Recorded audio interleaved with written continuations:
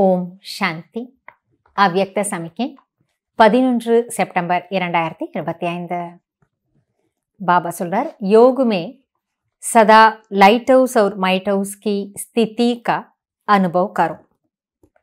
ज्ञान है लाइट और योग है माइट.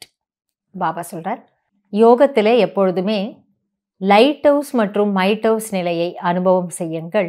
லைட்டுனா ஒளி, மைட்டுனா சக்தின்னு நமக்கு தெரியும். லைட் ஞானம் என்பதுதான் லைட், ஒளி என்று சொல்லப்படுது. யோகம் என்பது மைட், சக்தி அல்லது பலம் என்று சொல்லப்படுகிறது. ज्ञान और योग दोनों शक्तियां लाइट और माइट संपन्न हो. ஞானம் மற்றும் யோகம் இந்த இரண்டு சக்திகளுமே, அதாவது லைட் மற்றும் மைட் இரண்டுமே நிறைந்தவர்களாக நாம் இருக்க வேண்டும்.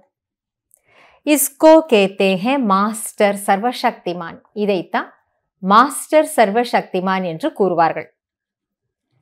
ऐसी शक्तिशाली आत्माएं किसी भी परिस्थिति को सेकंड में पार कर लेती हैं. அத்தகைய சக்திசாலியான ஆத்மாக்கள் எந்த ஒரு பிரச்சனையையும் ஒரு வினாடியில் தாண்டி சென்று விடுவார்கள்.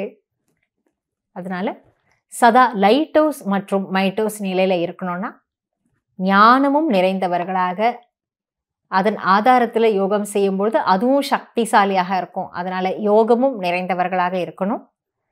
பாபா சொல்றாரு, இந்த ரெண்டுத்தினால நாம நம்மை நிரப்பிக்கும் பொழுதுதான் மாஸ்டர் சர்வ சக்திமானா ஆகிறோம்.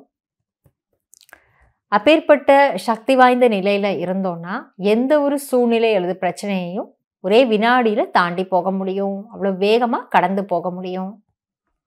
இதுக்கு ஆதாரம் ஞானம் மற்றும் யோகம், அதுதான் லைட் மற்றும் மைட். நன்றி பாபா. ஓம் சாந்தி.